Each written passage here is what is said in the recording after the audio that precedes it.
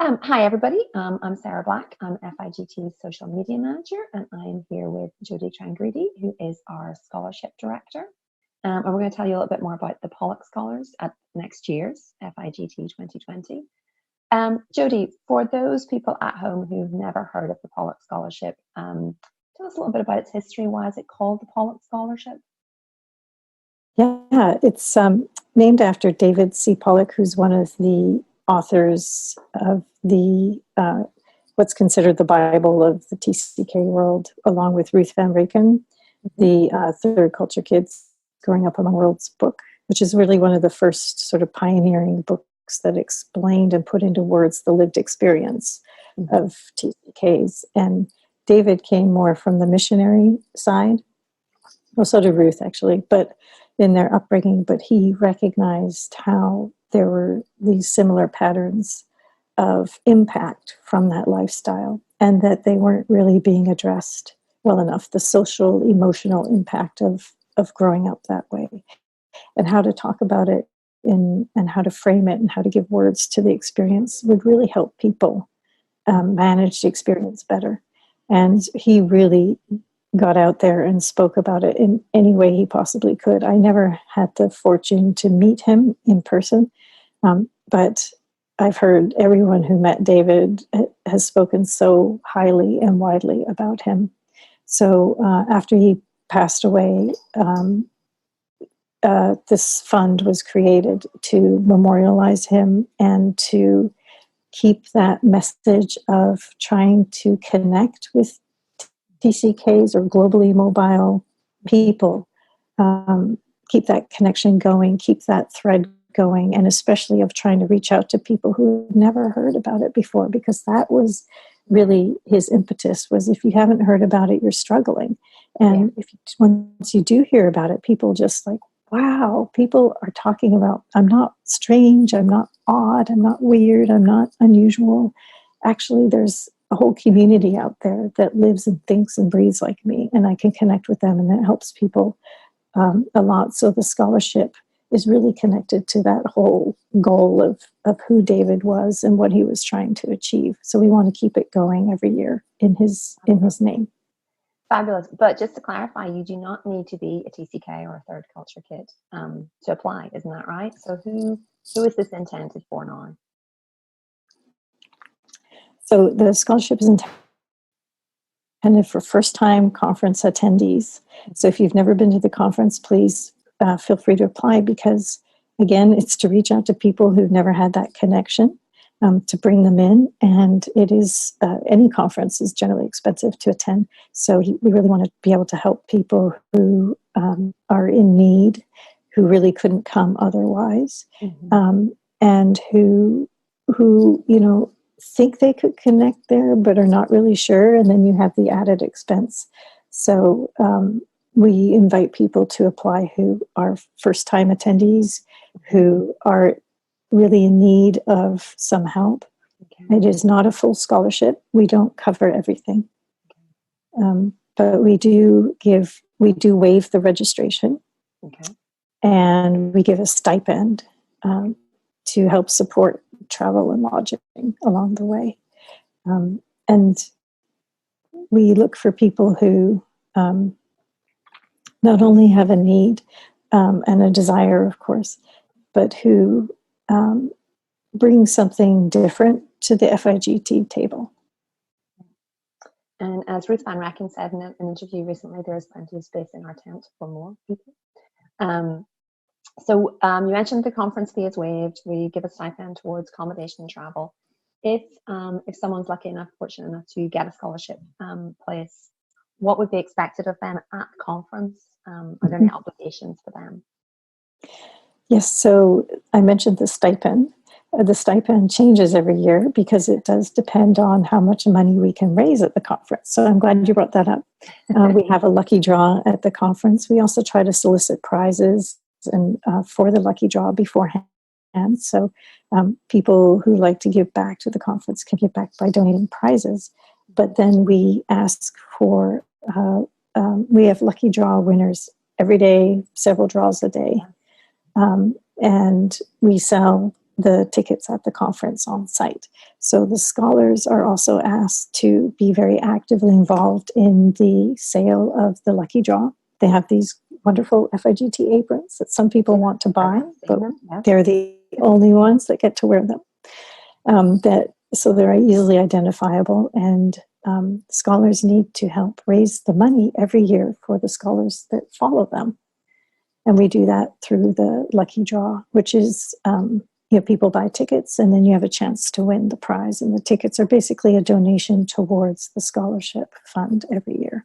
Perfect. So we ask that of the scholars to help with prize ideas, to help with the lucky draw tickets on site every day, and to raise the visibility of the need to help raise the money for the scholars, but also that they give back.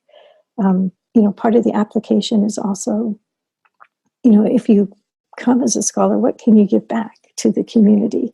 So we also look for, after the conference, not immediately necessarily, because sometimes some people are just overwhelmed by the wonderful connections they make, networking, and it takes time for it to soak in and to know how to move it forward. Yeah. So they, eventually we like people to be able to give back. And some people have budding entrepreneurship ideas and that are just set on fire at the conference because they meet so many people that can help them and that give validation for their ideas, or maybe help them understand, this is something that maybe actually is done. Why don't you think of doing this, for example?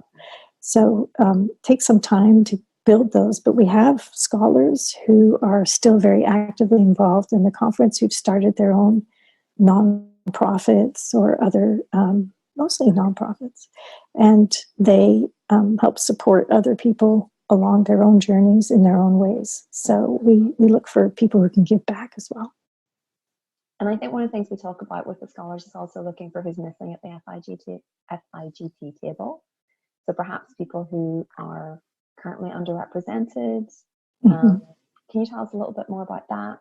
I don't want to be too specific because we're looking for lots of different people, but if there's any areas where we might feel that we could do with more representation.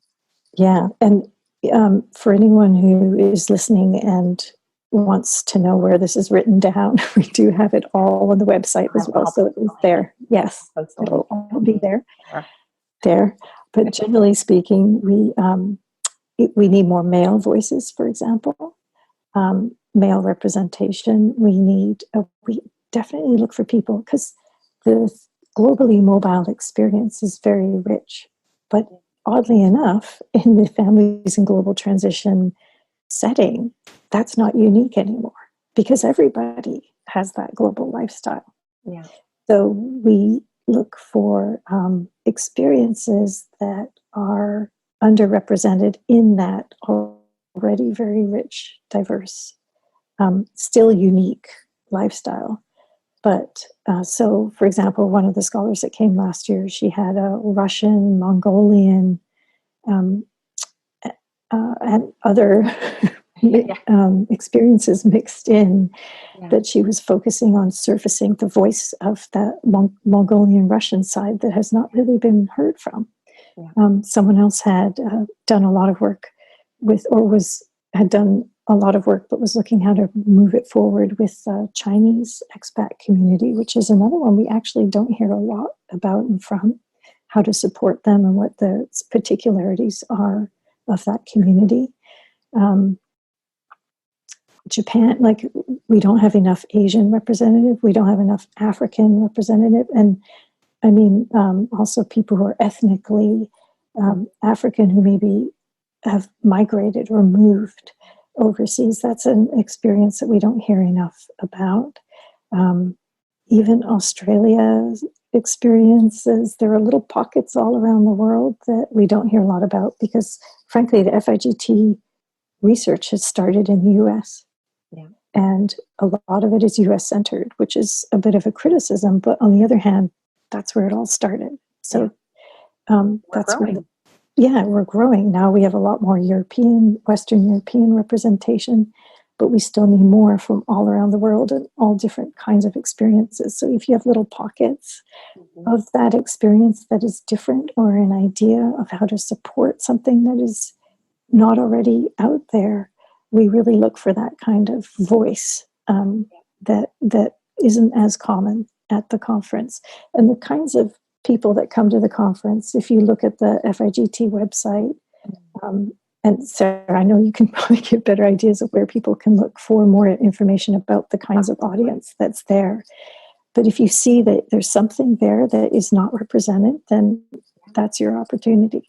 Absolutely. And I know it can be different kinds of experience. So you could be somewhere where we do have a lot of representation, but have a different kind of story. I don't think we have a lot of military. Yeah. Mm-hmm. I don't think we have a lot of diplomatic at the moment. So, there's there's kind of. Thank you for bringing that up. Yeah. We used to have more military representation, but when the economy kind of shifted a few years ago, all the budgeting for that went away. So we didn't have as much military representation. So we definitely, those experiences, missionary, military, diplomatic, corporate. I came from an oil background. And what other ones are? Oh, the arts. There's more education. And there's a lot more people now who are self-made expats, right? They're not sent with a company. And they usually, and their kids often grow up in quite unusual places and situations and things like that. So all different kinds of ways to live a global life. We welcome hearing from them and learning and sharing. And no, it's very exciting, and we're really hoping that we'll get a really great response this year. Applications are due no later than September 15th. That's September 15th anywhere in the world. It's till September 15th with you. Will it be September 15th? We'll work it out in time zone. We'll work it out, yes. We'll work it out. But can you just give a little bit about what to expect from the application process? If they're interested, obviously we'll post all the links to where you can go and get all the details. But if you could just talk a little bit about what's involved in that. Yeah, it's not a dissertation that we're looking for, but we do want, we have little pockets of questions that we ask for to try and get a sense of your life's path, why you feel FIGT will help you. And what your background has been to date, and what you're looking forward to doing if you get more information and connections and knowledge from coming to FIGT. We do advise this on the website as well. If you look at the questions and just type out the answers beforehand, just to help you prepare, and then you can just dump all that information in. There's a type form, and we ask all the few different questions. Not too many, but we do like to get a better idea of who you are, what your need is to come to the conference, financial as well as emotional, social emotional, as well as educational, research, anything. We accept all backgrounds, all interests. I just love reading the applications. The toughest part is selecting them, because there are so many fantastic needs out there, and we wish we could support everybody. But which is why, if you do come to the conference, please give freely for the tickets. But otherwise, do think through just some of those questions when you answer them, and that's we just look for a well-rounded application, so that is important. Awesome. No interviews; it's purely on the application. Is that correct? Right. Currently, it's just the application. Just checking. Oh, and it's important to say I'm not the only one that reads this. So we have, we look at all the questions overall, and we have a committee of 4 total, including me. So the readership is between 4 different people who are familiar with the conference and the attendees, and the different voices that are underrepresented. And so we all look at that, and we all come up with a system to fairly go through all the applications and come up with our top candidates. So it's something that is diversely looked at as well, from people with diverse backgrounds. So it's not just me that looks at them. Yeah. Excellent. I don't envy you the task. I know that I met the Pollock Scholars when I was at FIG 2019 and 2017, and they were an amazing group of very inspirational people with a lot to offer and a lot to contribute. And hopefully we're going to get some past scholars together to share some of their experiences with our wider community in the next couple of weeks. They're all very busy and they're all in very different time zones, so we're just working on them. Yes. Yes. That is because we look for people from all over the place. With a lot going on. Absolutely. Complicated. Jody, thank you very much. Have you any other words of wisdom or advice for anybody who's thinking of applying this year? I love reading and hearing from everybody, and that even if you don't get the scholarship, there are still other ways to find your way to FIGT and volunteer and get involved. So please don't give up the first time, and look for other ways to get involved and support and connect with people in FIGT. Our social media is very active. Sarah's part of that, and our website, etc. So you can find a lot of information otherwise as well, and just get involved as much as possible. And you can apply any year. We do this every year. Yeah, and become a member, because that gives you access to even more. And yes, also get to absolutely. our Facebook membership group, where you can ask lots of questions and connect with people virtually. I'll get some resources from people who are maybe even not able to go to conference as well, who can chat to you. Jody, thank you very much. I really appreciate it, and like I said, we look forward to getting the applications. I look forward to announcing the scholars later next year, the end of this year probably. Seeing everybody in Bangkok next year. Yeah, it's exciting. So please do apply, and I look forward to reading applications from anyone who's watching. All right, fabulous. Thank Jody, you so thank much, you very Sarah. much. Thanks. Bye.